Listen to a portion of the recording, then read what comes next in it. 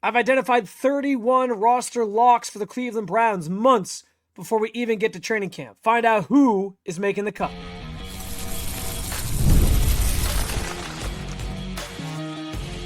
You are Locked On Browns, your daily Cleveland Browns podcast. Part of the Locked On Podcast Network, your team every day. What's up, Dog Pound? I'm Spencer German, your host of the Locked On Browns podcast, and proudly covering your Cleveland Browns each and every single day in the land and on the road. The roster locks at this stage of the offseason, I've got 17 on offense, 14 on defense, and a few other notable names that I think are bubble players that are pretty close to being locks, but we aren't quite sure just yet. We're going to go through them all, starting on the offensive side of the football, where, again, I've identified 17 players that at this stage feel like they are locks to make the team.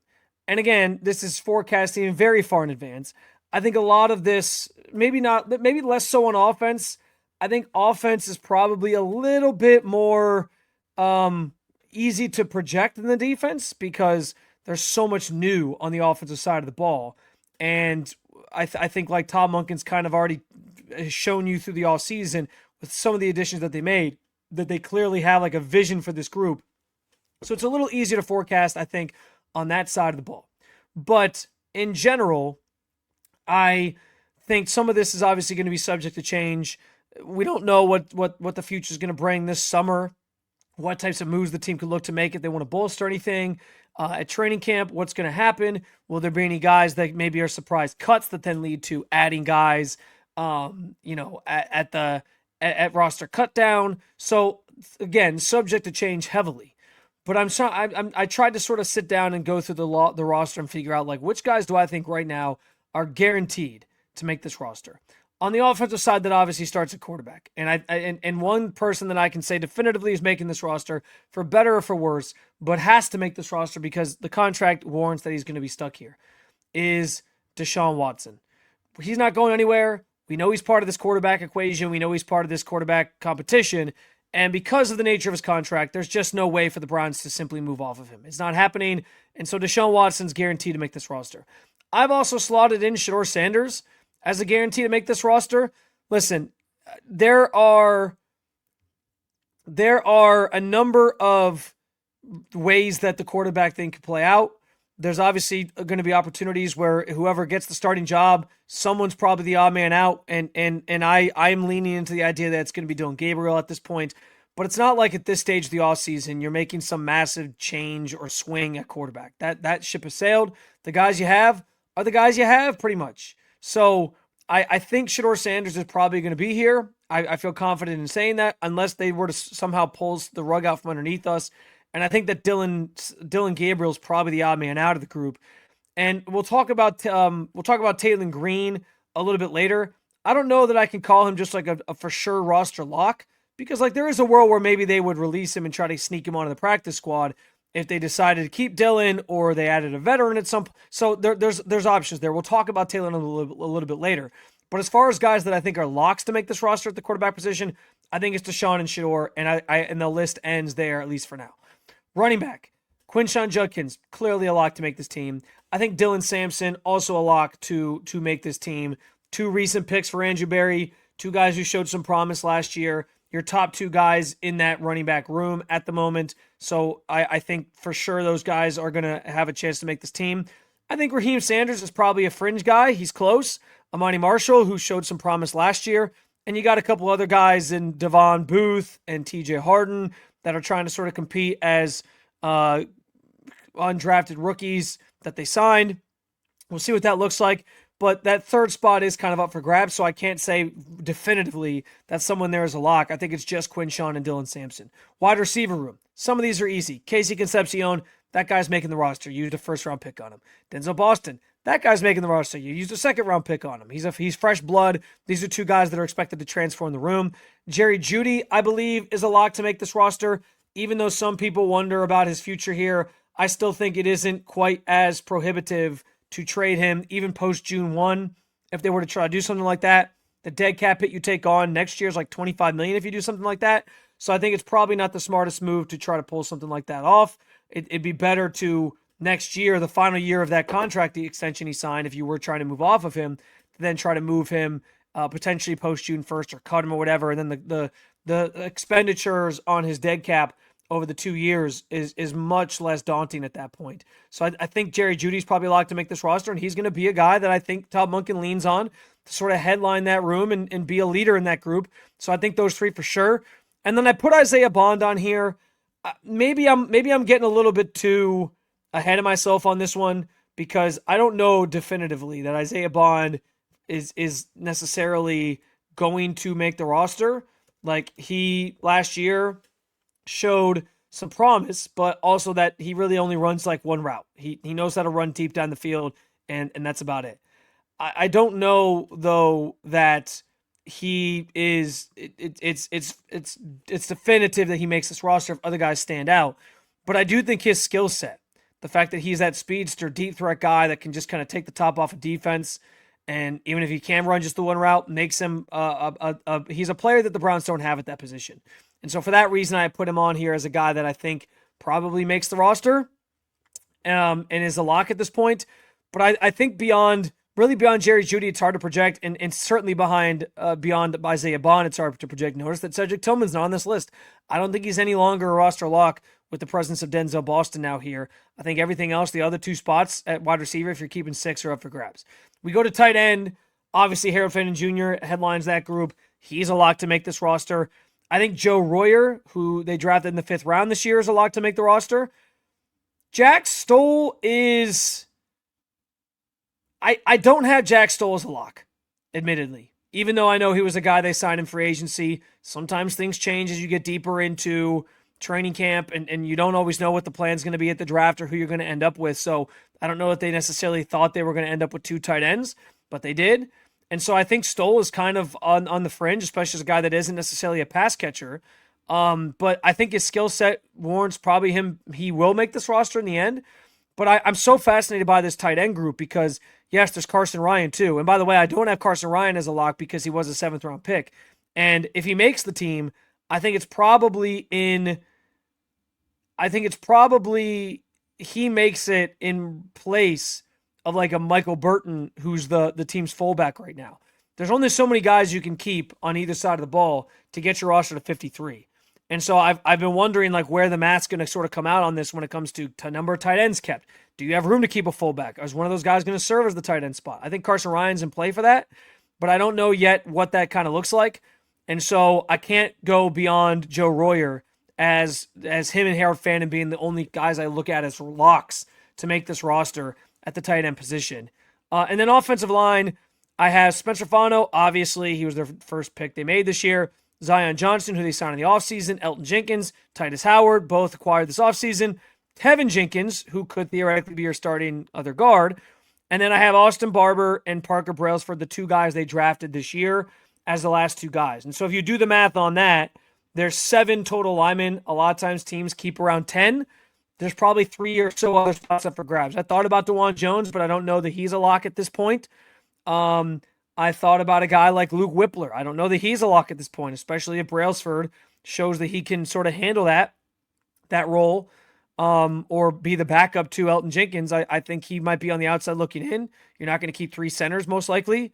And even Zach Zinter, a 3rd-round pick from a couple years ago, I think is kind of on the bubble here, especially understanding that like he's barely been active in his first couple years in the league. And on game days, I just don't know that he fits the big picture. And so those are my locks at this stage to make the Browns roster come August. There's 17 of them on the offensive side of the football. I'll give you my defensive locks. There's actually less defensive locks despite that group being the one that you trust the most. I only have 14 guys that I think are absolute locks. Actually, I take that back. It's 15 as I think about it here that I think are absolutely locks to make this team. We'll talk about it coming up on the Locked On Browns podcast. The NHL playoffs are here, where every shift matters, every moment is intense, and the pressure is at the highest. And just like the performance on the ice matters for the NHL players, it matters off the ice too. For you, though, this is more than just a sports metaphor, and that's where Rugiet comes in. Rugiet offers treatments designed to help you feel ready and confident when it matters most. Their top option, Rugiet Ready, is a mint that dissolves under your tongue with clinically proven ingredients. It works quickly, often in about 15 minutes. It can last up to 36 hours, and they also offer Go Long, designed to help with both performance and control. It's all about showing up at your best whenever the moment is. Head to Rugiet.com/LockedOnNHL and get 15% off your ED treatment. That's right, RUGIET.com/LockedOnNHL, and you can get 15% off Rugiet, performance medicine for men.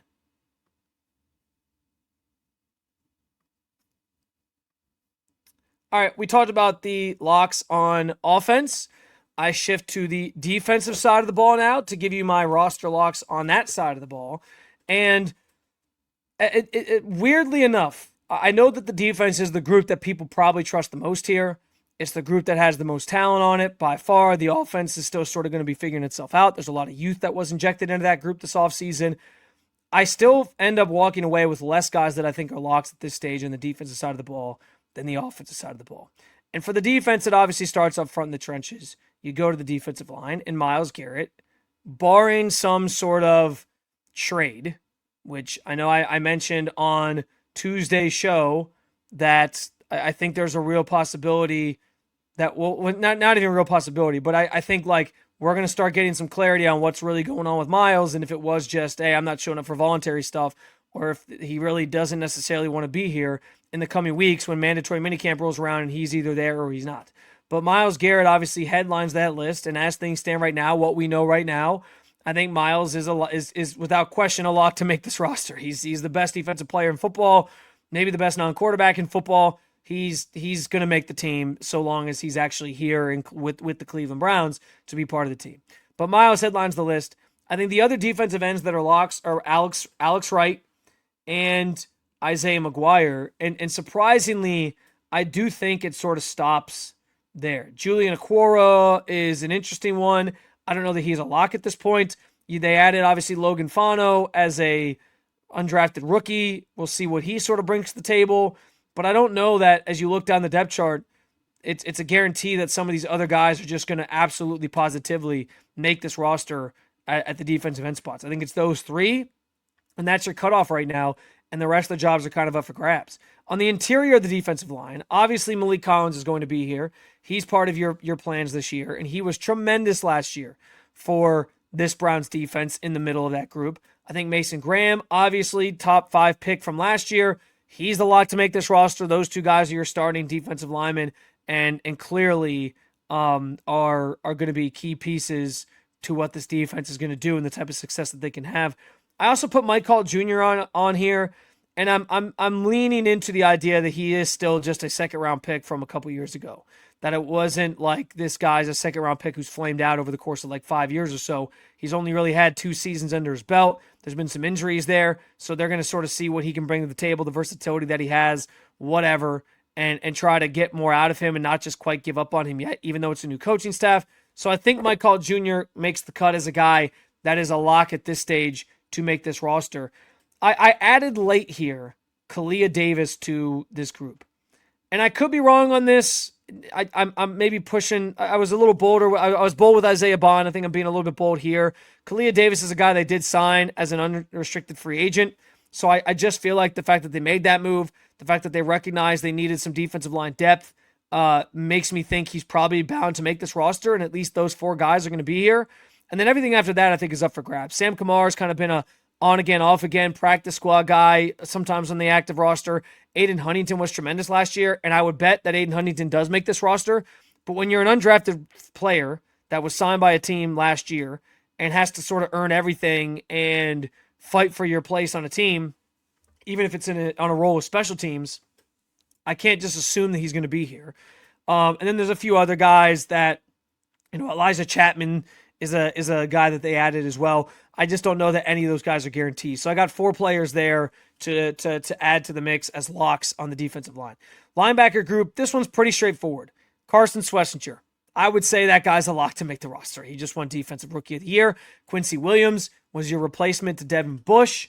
I think it's obvious he's making this roster, especially given his familiarity with Mike Rutenberg's defense, the relationship there, what he brings to the table from a leadership standpoint and a communication standpoint, and being able to direct guys and coach guys on what they want to do defensively. I think that all is valuable. It's part of the reason they were attracted to him, part of the reason they wanted to add him. And so he's obviously part of the equation here at linebacker. Quincy Williams is guaranteed to make this team. And then I put Justin Jefferson on there.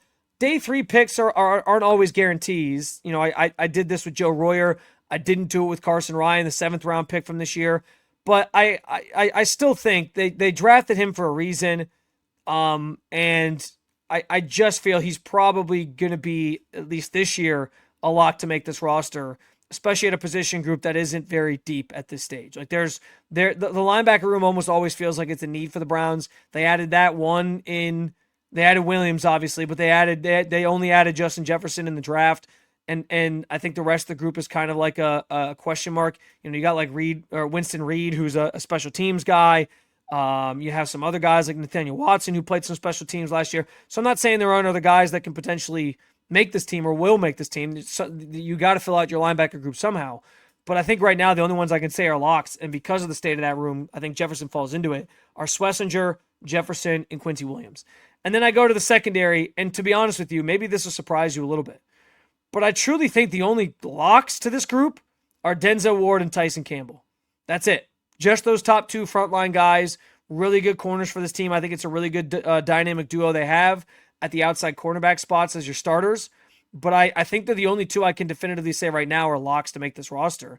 And that brings us to the safety group, where you have obvious answers like Grant Delpit, Ronnie Hickman, and Emmanuel McNeil-Warren as the 3 guys that I believe are locks to make this roster at that position. So just 5 in the secondary that feel like locks, and it's mostly starters, plus Emmanuel McNeil-Warren, who you took in the 2nd round this year, that I think is going to play a prominent role.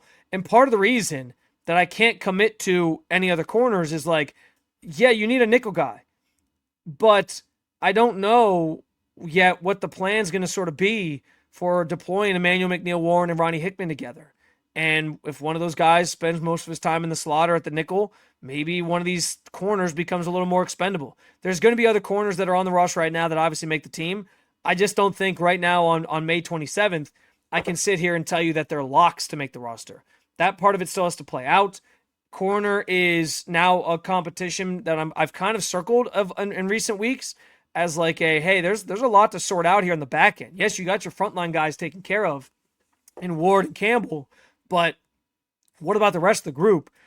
And so seeing how those battles kind of commence and play out will be worth monitoring and following. So, I just don't know that I can consider any of the other guys locks at this stage, but that's where I'm at with the defensive side of things with 15 guys who are locks, which brings us a grand total of 32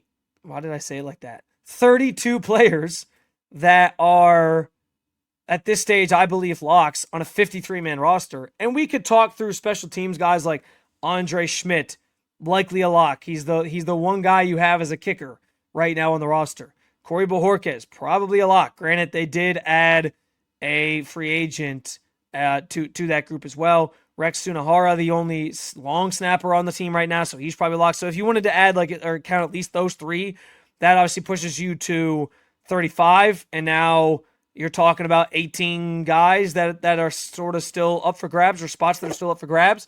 But I think right now 32 is the number I'm at in terms of guys that are locks to absolutely make this roster. Did I miss anybody? Well, we're going to talk about some on-the-bubble guys that I think are really close to being locks, but aren't quite there yet. We'll get to those coming up next, and then you can let me know if I missed anybody. We'll get to it coming up here on the Locked On Browns podcast. Support for today's show comes from Square, the system that helps fix one of the biggest headaches in running a business. Listen, starting a business is exciting, but actually running it, well, that's where things can get complicated fast. Between payments, inventory, staff, scheduling, online orders, it's just so much to manage. That's why Square brings everything together into one connected system. Square helps you take payments, track sales, manage inventory, and keeps your business running smoothly without juggling a bunch of disconnected tools. I've noticed more and more local businesses that I go to here in Cleveland have Square set up as their go-to system for payment, for organization, for all the ins and outs of running a business that they need. One of my favorite donut shops on the west side has Square for their setup. I go in, I get my order, I tap my card, I leave my tip. It's all so quick and easy, and you can take advantage of this too right now. If you're starting a business, you deserve one, or you deserve to use better tools. Square helps you sell, manage, and grow without slowing down. And right now, you can get $200 off Square hardware at square.com/go/lockedonnfl. That's SQUARE.com/GO/lockedonnfl. All right, I have a couple of other players that I think are bubble locks to be on this roster, but didn't quite make the cut. We're going to go through them. I do want to remind you, though, briefly about the Everydayer Club. It's your chance to get Locked On Browns. Totally ad-free. Just head to lockedonbrowns.supercast.com. Check out the link in the show notes to sign up and learn more. Plus, you get access to a members-only Discord channel where you can interact with myself and other hosts from around the network. Again, lockedonbrowns.supercast.com if you're interested to sign up and learn more. All right, so my close calls are my bubble guys that I think were close to being locks, but I couldn't quite put on the list. And I did name a couple of these guys as I was going through the process. Start with DeJuan Jones. I think DeJuan Jones gets the benefit of the doubt here as a guy that offers you that swing tackle ability. He's played both sides, better as a right tackle than a left tackle. We can say I think that definitively. The injuries have plagued him throughout his career, but I don't necessarily think the Browns are ready to totally give up on him. Even with a new regime here and a new coach here, I still think that they see the potential of keeping him on this roster, knowing that he can play both sides potentially. And we also can't forget that he did agree to a restructure in his deal that got him a little bit more guaranteed money this year, but saved the Browns a little bit of cap space. And he's ending the last year of his deal. He's only due $1.1 million. So while I can't, that points to he's probably going to be okay and he's probably going to be on this roster. Anyway, but the reason I would say he's a definitive lock is like offensive linebackers are tricky. Sometimes guys emerge, and if there's other players that just stand out better than him, I don't think the Browns would necessarily bat an eye at moving on from him if they had to. But I do think they want him to be part of this group. And so for that reason, I have him as a fringe lock. I think he probably fits that swing tackle role. But for now, I'm leaving him off like the exact definitive lock list. Taylor Green is another one. My better judgment tells me Taylor Green's going to make this roster. But can I call a 6th-round pick, even at quarterback, a lock? Especially when you have just kind of this logjam at quarterback. And who knows, like maybe the Browns get to training camp, especially if there was an injury or something, and they look around and they say, man, we could really use another veteran at that position. And they try to sneak Taylor Green onto the practice squad. I don't know if that's how it would actually go down, but I just don't know that I can definitively say like he's a lock to make the 53 at this stage. I think it's probably likely he does, but is he a lock? That's what this exercise is all about. So I'm leaving it open-ended, especially not knowing the entire picture of the Browns quarterback situation. But as I've said numerous times, I think if anybody's on the outside looking into this group, it's probably that Taylor Green makes the team and Dylan Gabriel's the one that they look to move on from or trade or whatever. Jack Stoll, who I also mentioned, is another guy who I think is on the bubble here. They did sign him in free agency, and so that leads me to believe that they probably want him part of their plans, especially as an extra blocker in certain situations. But his lack of being a player that's kind of explosive in an offense, it can sort of push the ball downfield, and the drafting of Carson Ryan as a guy that can do a number of different things makes me wonder if he for sure is going to make this team. I just think beyond Harold Fannon's a lock, like I said, and I put Royer on there as a lock because he was the earliest you took a tight end in this draft, and I think they're going to at least keep one of those guys for sure on the roster. And he's more of a pass-catching guy. But beyond that, I think the rest of this group, there's like 3 or 4 guys competing for maybe two spots, maybe just one. And I think Jack Stoll now sort of is more on the bubble than he is a lock. Aiden Huntington, I mentioned him during this exercise as well. Special teams guy. He feels close to being a lock because you can always use depth along the defensive line. But listen, it's a numbers game. And if you keep certain extra people at like a tight end or whatever, you might not have space for some of these guys. And there might be other players that emerge that can hold the set, that can use the same or maybe hold down the same special teams role that Huntington had last year. We'll see. I think he feels pretty close to a guy that makes this roster, but I don't know that I can definitively say, like, yeah, for sure, this guy's going to be on the roster come end of August. So for that reason, he's more in the bubble for me. And then the last one is part of that secondary group. It's Myles Harden. Myles Harden, as things stand right now, is likely slated as the starting nickel corner. And he played a lot in that spot last year. There were some good moments. There were some bad moments. He filled in. He ended up taking over for Cameron Mitchell, who really struggled last year and gave up a bunch of big plays. And they had to sort of make a change, and Harden sort of took over and took the reins on that, rightfully so. I think he probably makes this roster. But listen, like, I've seen Miles Bryant out there already at OTAs making some plays. He had an interception last week. D'Angelo Ross is a guy that they signed in the offseason, brings some special teams prowess and the ability to play that corner spot. Like, I don't know for sure that Harden is. I can't say right now that Harden is a lock. He's a 7th round pick from 2 years ago. Nobody who was taken in the 7th round a couple years later can be considered a lock in my estimation, unless it's like Tom Brady, late round day 3 guy who emerges to be the best quarterback of all time and wins the start. It takes over the starting job and just can't be denied of it. Like, unless it's a situation like that where they clearly have shown, like, yeah, this guy's better than the draft slot we took him. I just don't know that Harden at this stage is an absolute lock, especially with the presence of McNeil-Warren and however they're going to deploy those safeties. You can handle the nickel corner spot, and with a number of different looks and packages and players, it's not just about having a corner that can do it anymore. And so because of that, I don't know, again, that he's just, without question, making this roster. So for that reason, he ends up on the bubble. So DeJuan Jones, Taylor Green, Jack Stoll, Aiden Huntington, and Myles Harden are my kind of next guys. If this was like the NCAA tournament, we'd call it like the first 4 out, even though it's 5 guys, the first 5 out that I think are close to being locks but aren't quite there. Did I miss anybody? Anybody that you think is a lock to make this roster that I didn't mention throughout this process, let me know. Hit me up at Spencito_. You can also reach out in the comments section on the YouTube channel. Who do you think else could be making this roster? You want to make sure you hit that subscribe button. Make Locked On Browns your first listen every day, wherever you get your podcasts, and at the Locked On Browns YouTube channel. If you never miss an episode, again, the Everydayer Club is built for you. It's your chance to get Locked On Browns ad-free, plus access to a members-only Discord channel. Just head to lockedonbrowns.supercast.com or check out the link in the show notes to learn more. Also, keep it local by checking out Locked On Cavs and Locked On Guardians. Thank you for being an Everydayer at the Locked On Podcast Network. Lance Reisland will recap Wednesday's OTA practice with me coming up on Thursday's show. You're not going to want to miss it.